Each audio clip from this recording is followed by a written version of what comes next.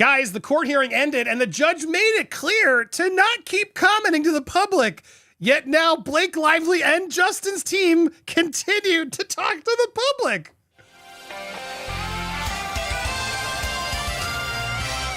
Welcome to Popcorn Planet. I am Andy Signore. If you missed it, I just had the worst smoothie ever out of respect to Kim. We had to show how much I respect and love Kim. So yes, if you thought I was mean yesterday, I took one for the team, for myself. Take accountability, just like Blake should do. Like she should have done in the beginning, Kim. When you make a mistake and you sleep on it and you wake, oh yeah, that was dumb. Just go call Kirsty Flaw and say, I was rude. I'm so sorry. If she had done that, it would have created some goodwill and all this could have started going down instead of blowing up to where they were. And where we are now is lawsuits. It's ending in the courtroom. It doesn't seem like either side is willing to back down. Emotions are that high, Kim, where it does feel like these two are like, nope, there's no settling, there's no nothing. We're taking this all the way. And now both teams have responded again. Now, Kim, I've had some arguments on Twitter, people saying the judge didn't say that he had to stop talking. Yes, he did. He very much implied that they needed to stop the satellite coverage or whatever it was, that he wanted this to be clear, stop doing this in the public, but at the same time didn't want to actually put a gag order to like stop everything because it's already out. It's clearly more complicated now. But Kim, what did you think? It felt very clear to me the judge was telling everybody, stop, keep it in the courtroom, enough, let's get this serious. Do you agree? 100%. I mean, my recollection of events was that the judge basically said, stop trying this in the media or I'm going to move up the court date. Yeah. I think that's pretty clear. He doesn't want this to continue. And I totally understand his perspective. This is already a bit of a circus and it needs to stop. Well, funny word you said, because that's what Blake Lively's now calling it too. She's calling Justin's claims a sideshow and can't wait to win in court. Blake Lively is emotionally zapped, but more than eager to get her day in court for the case where she's confident her facts will overcome his sideshow. A source close to Blake now telling TMZ the whole Baldoni drama is taking a deep emotional toll on Blake and her family, causing her and Ryan Reynolds severe anguish, while allegedly started way back on the set of Ends With Us, and she wants this to all get buttoned up. Blake and Justin's legal team were in court Monday for the first time, as we know. Our sources say Blake feels the judge ruled in her favor by tamping down on Justin's lawyer, Brian Friedman, warning him to quit making outlandish comments in the media that could potentially contaminate a jury pool. Of course, her lawyers have also her lawyers have to abide by the court ruling, yet somehow now sources are talking to TMZ on Blake's favor. We're told Blake is more than ready for her day in court because she wants to address her serious allegations of SH and our retaliation, as opposed to Baldoni's counterclaim sideshow, which her side argues revolves around the final edit of the movie. Lively and Baldoni co-starred in blah, blah, blah. Trial is tentatively set for March. So there it is. She's calling all of the evidence that Justin's putting out there that disputes everything a sideshow, which I would argue is a completely offensive way to mischaracterize it.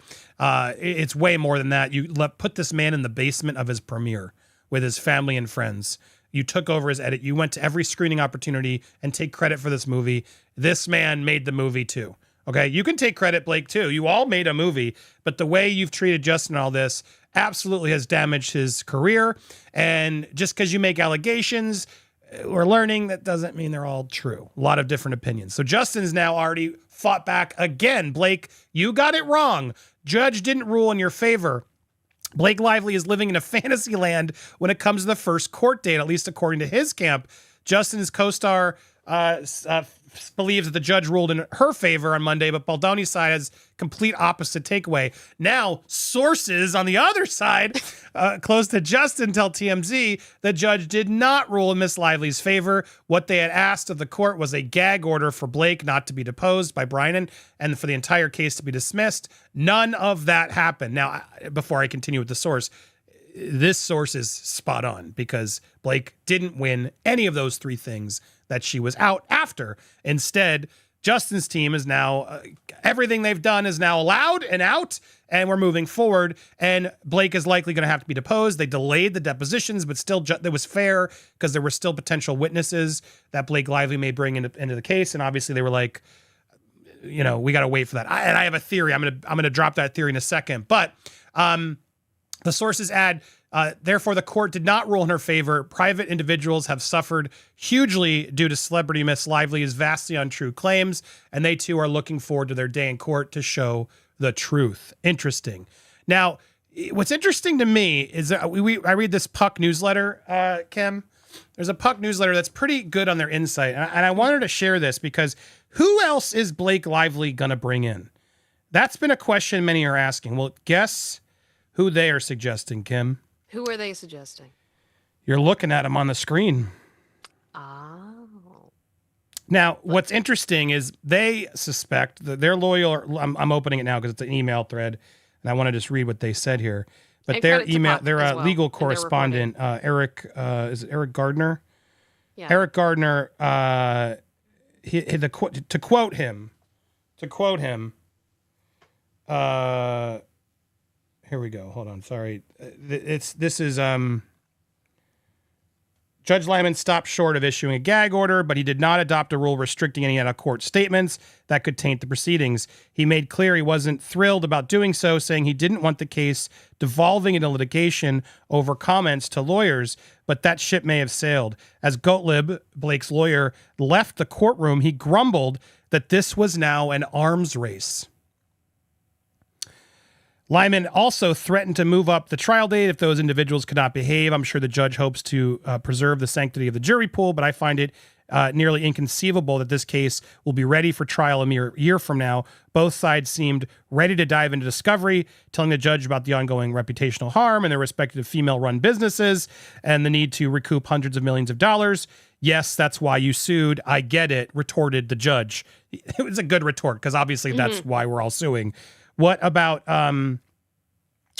those not ready? Or sorry, what about those not inside the courtroom, like the New York Times, which hasn't been served yet? Surely the Times will want to protect its source discussions. I could see the paper filing motions on this front. If the litigation indeed devolves into lawyers becoming defendants, at very least, that they'll be witnesses, and this will get very, very messy. Now, that's what they're suggesting, that Brian Friedman himself could be dragged into this.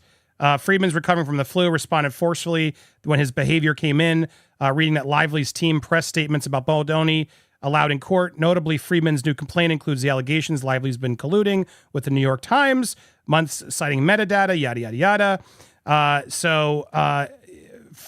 Here it is. Baldoni's legal representatives, which raised my suspicion that, here's the quote. If there's headline from the hearing, it's that Blake Lively plans to add new claims and new defendants, her lawyer said. He didn't specify who that might be dragged into, although he hinted that the move may scramble Baldoni's legal representation, which raised my suspicion that Friedman himself could be named. So there it is. Could there be more to this drama? Now, to be fair, there were text messages and things in Blake Lively's lawsuit, Kim, stuff that brought in Friedman. I think it was Melissa Nathan was like, make sure to call Friedman, da-da-da-da-da-da. Could there actually be more to Brian Friedman's involvement that Blake's now going to bring into this? What do you think, Kim? I still think, and I've said this from the beginning, we haven't done discovery. We haven't done depositions. We are getting two sides of a story, and every side of a story we're hearing adds a lot of dimension to this case. And I think depositions and discovery is going to bring a lot more information in, and we're going to get a lot clearer picture of what the heck is going on here. And I do think that it is possible that there is fault on both sides. However, right now, I don't think a lot of the things that Blake is doing in the media is doing her any favors. So I think it could get really, really messy. And if they think that Brian Friedman has a role in this and they think he needs to be added as a defendant, I guess we'll see how that goes. Dude's going through a flu, just lost his home office in the fires. This is a lot to digest. And now might actually become so far. a witness in the trial he's representing. I mean, this thing keeps getting crazier by the day. I promise you, it is not ending anytime with us. We are still leaning into this, even though both attorneys seem to be pressured to stop talking. It looks like they have not stopped their sources from still talking, and that includes Blake's side as well. Do you think Blake's doing this and her team's doing this, realizing that, well, I guess at this point they're commenting, we might as well still do it too? Do you think this is a mistake on her side? I think it's a mistake on both of their sides to go against what the judge has told them to do. And if you're not going to play by the rules and you're too cool for school, you're gonna find out the hard way, because judges don't like that stuff. I don't think this is going to do them any favors at their next hearing. No, and it's just massively hypocritical for Blake to be out there saying, "Oh, it's retaliation. They're coming at." I mean, you clearly want the right to defend yourself. Why can't Justin?